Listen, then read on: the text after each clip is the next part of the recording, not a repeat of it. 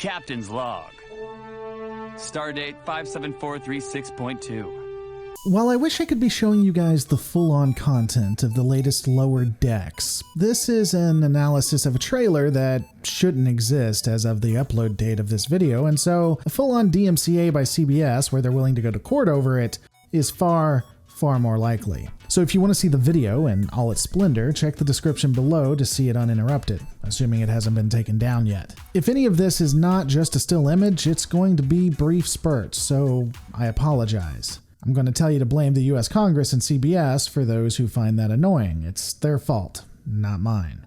The newest trailer for Star Trek Lower Decks has just quote-unquote released, even though no trailer was actually supposed to exist, but, I guess it's okay if they lie to us on that. We're just going to let it go. For the most part, we now have an understanding and feeling for what the show is. Both the theme and tone has now been set. Spoilers, you better like the TNG fill with a comedic cartoon logic basis, or you're not going to have a good time. The trailer starts giving us an absolutely beautiful view of the USS Cerritos, NCC 75567, a California-class vessel that, according to dialogue later, is falling apart. Along with the inspiring TNG music in the beginning, we hear the common voiceover with someone claiming to be the captain. The image cuts to, wait for it, an ensign who is pretending to be said captain, one Ensign Boimler.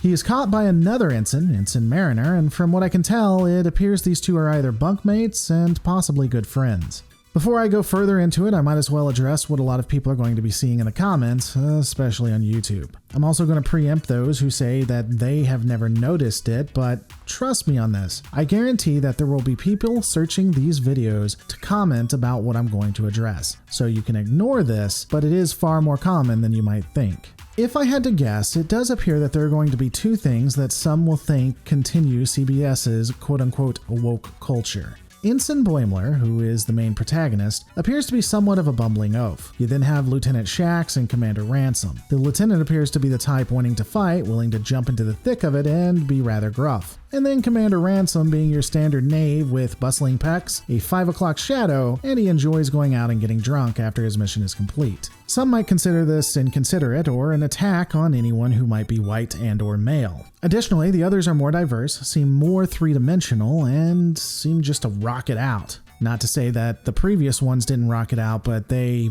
rock it out more, I guess. This honestly doesn't bug me because, and I've stated this before, every show has certain archetypes you need to make a project work, and these roles, if treated appropriately, do not denigrate the characters that are slotted into them. If you respect the character via the writing and you respect their role in the story, then you can have something great no matter the person. It's what separates the badly done Ghostbusters' Kevin Beckman from Avatar's Sokka or Orville's Lieutenant Gordon. Just respect the character and the writing, even if they are going to be in a lower status or the comedic relief. This makes the entire story work, and thus everyone feels like they're being represented. Anyway, Ensign Boimler is giving a captain's log, pretending to be the captain, when he is discovered by Ensign Mariner. As stated, they appear to be friends of a sort, and she gives him a hard time for pretending that he is a captain while they're on shore leave. We're then introduced to Ensign Tanoi, who just arrived on board, and her spirit may ultimately make her my newest waifu. But we'll have to wait and see. Throughout the trailer, we observe that she is excited to be a part of the vessel, only to be thrown into situations she didn't expect, like pumping a literal heart and other superior officers calling her quote-unquote lower decks to demean her. It'll probably be the trope of her having her dream dashed, only to be brought back and shown that she can be everything she wants to be, it's just not what she thought. This of course is somewhat mimicked by Ensign Mariner, who believes she can be more than her station and yet is put on holodeck waist detail. We'll see her and the other ensign visiting Klingon worlds as well as other adventures.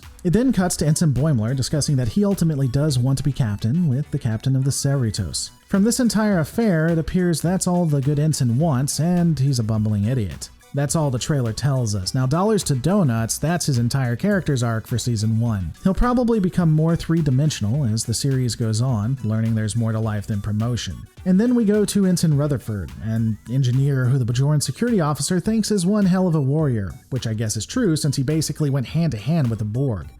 To clarify, he got into a melee with the Borg and won. He also has some tech that allows him to analyze the things around him. I also believe that he's stated to be a cyborg, but I'm sure there'll be more on that later. We are introduced to the bridge crew, including Lieutenant Shax, a Bajoran warrior of death who I think is the security, Captain Freeman, a wise captain, Commander Ransom, a rogue, and Dr. Ta'ana, a Cation that I'm guessing is going to be a mixture of Beverly meets Bones. We see them fighting zombies, which I believe will be connected to both Ensign Boimler and Ensign Mariner having to get naked, and Ensign Boimler almost getting eaten and sucked down into a creature, which then somehow contaminates the ship. No, I'm not joking. And ultimately them winning back the vessel. That storyline aside, there is a very Star Trek feel to all of this. It's not Rick and Morty with a Trek skin, at least it doesn't feel that way yet. There are a few pieces where you do see the Rick and Morty humor, but it's not the majority of what we're seeing here. There's even a piece where an entire peoples are in danger and the crew has to go save them. And there's one where a crewman is hit and Ensign Mariner states that they live on a spaceship and no one is dying from a spear wound. More than not, this trailer made me optimistic, and that's saying something given I'm one of the more pessimistic channels when it comes to Disco Trek.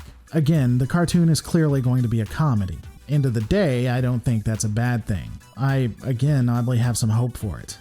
It may actually be good. But all of these are my opinions. What are yours? Let me know in the comments below.